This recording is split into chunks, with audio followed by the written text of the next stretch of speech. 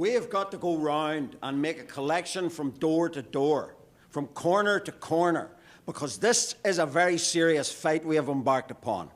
If the relief workers are beaten, then all I can say is, heaven help the destitute workers of Belfast this winter. If we are beaten now, the Guardians will further cut the scale of relief. They will become more brutal in their attitude to you and yours. The coming attack on the dole will be put across us. But if we win, then they will have to increase the scale of relief. Also, task work will be abolished, and we will make it impossible for the government to reduce unemployment benefit in a few weeks' time. Consequently, we have got to win, and not to ask ourselves, can we win? We must win. We must have more of the spirit of Birkenhead and Invergordon. We have got to get results in this desperate fight. We have got to win, and no matter what the costs or sacrifices may be, we will win.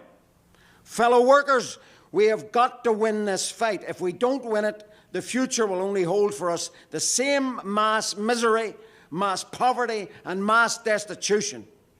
If we don't lift sufficient money to feed the wives and children of the strikers and the relief workers, then we have got to remember that in this city there is plenty of food and clothes, and by God, we are not going to allow one of our kiddies or women to starve.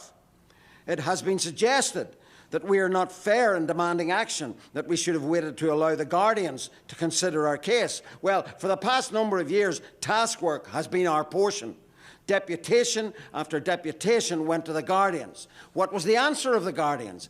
Every appeal made to them, and based on humanitarian grounds, was refused.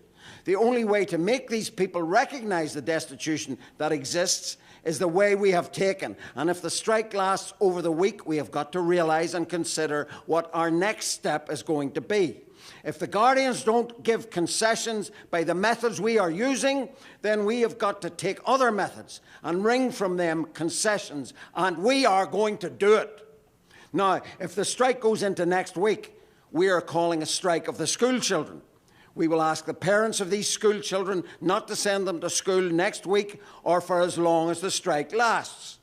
And on the question of rent, individually, my advice to you is to pay no rent. No rent is to be paid until the strike is over, or pay no tick men. I suggest that you don't want to pay rent, because if the strike lasts for any considerable time and you're behind with your rent and they attempt to evict you, Christ help the people who attempt to put you out.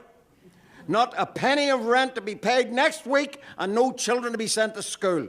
We will have mass demonstrations, and if we do not have an answer from the Guardians before the end of the week, we will have a midnight mass demonstration through the city of Belfast. Let our slogan be, no surrender to poverty, misery and destitution.